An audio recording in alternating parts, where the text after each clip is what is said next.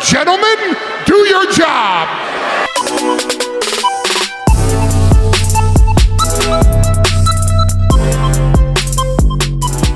Hi everyone, it's Poseidon right here. So last night was Monday Night Raw and I'm here to break down things for you. So don't forget to subscribe and hit that notification button. On today's menu we got Big Brock Lesnar, Roman Reigns, Solo Sikoa, and yeah, we have LA Knight. Kicking off things, Oba got so disappointed in how Big Brocky Beast is currently running things around. He went on to scold him for stepping back and keep running away from the ruler. However, Big Brock Lesnar, in my opinion, has a clue here. The fact that he knows exactly what he is fighting, he doesn't want to take chances. This left Oba with no option but to terrorize the police officials, throwing them around just to make a statement. Let's keep the drama for this summer cause this feels like it's getting really personal.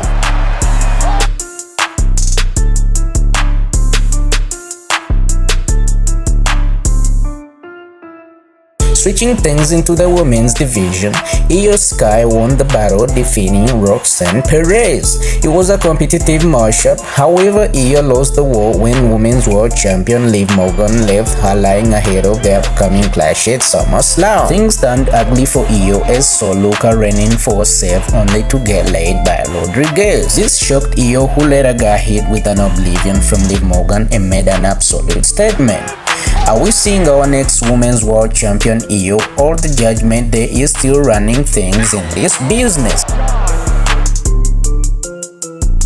Speaking about Maxine Dupris' shocking alliance with The Vision on Raw last week, the former Women's Intercontinental Champion made her way to the ring alongside Loverboy Austin Theory and The Vision. Otis and Akira Tozawa confronted Dupris about her actions. As Otis was about to express his feelings for the long-time associate, Theory made fun of him, leading to a chaotic brawl that ended with Otis squashing and laying Breaker onto the floor. Maxine saved Theory, stepping in between him and Otis. She manipulated Otis long enough for Theory to deliver a low blow. Well guys, I think Maxine is doing really fine here and this is the right direction that she's supposed to go. The fact that she needs a stronger team to make her get that goal to make her career on. Royce Key squared off with Jimmy Uso in a rematch of their collision on Friday last SmackDown. But as Keys mounted a comeback, Jacob Fatu arrived at the arena and wasted little time walking down to the ring. He attacked his former friend, assaulting him, then hitting Keys with a steel chair. Solo Sikoa appeared and asked Fatu to stop. So I'm coming home to the family. By claiming he was coming back home to the bloodline, only to flatten Uso with the Samoan spike. He fired up on Fatu, but the numbers game were at a disadvantage. Finally, LA Knight hit the ring to a thunderous ovation and cleared Uso and Fatu out with a steel chair. The megastar pitched a six-man tag match with Solo Sikoa and Keys as his partners against Fatu and the Usos at SummerSlam. This is where things get really interesting, cause LA Knight, looking at supposed to be enemies standing beside him against the bloodline, is a great character development and indicative of how desperate the megastar is to erase the entire bloodline. Lyra Valkyria answered Bayley's call and went on to throw jabs at her before admitting that every compliment she gave her former tag team partner was a lie. Bayley promised to add kicking Lyra Valkyria around Madison Square Garden to her list of accomplishments. The bout ended with Lyra trying for a cheap shot, only for Bayley to block. Valkyria got a bit of the future Hall of Famer and stood tall to close things out.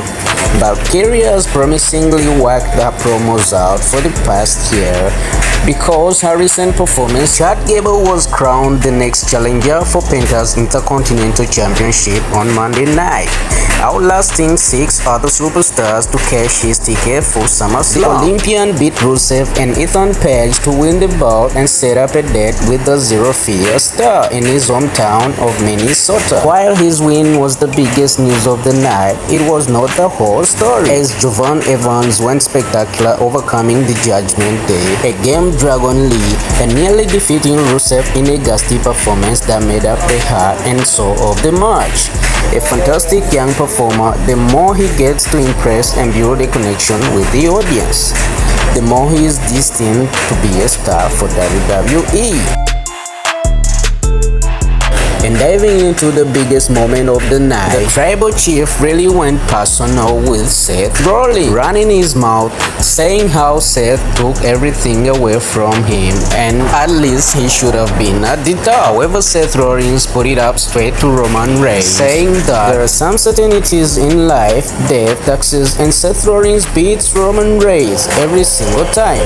The visionary told the tribal chief as they sat inches apart with the contract for their World Heavyweight Championship position between them. However, it's Reigns who mastered the mind games and caused the visionary to snap as he referred to him as number 2, despite the fact that his work daddy Triple H is basically running things in the business. Rollins attacked Reigns, then came back from a Superman punch to drop the world champion with a pedigree and stamped before standing tall to close out the show.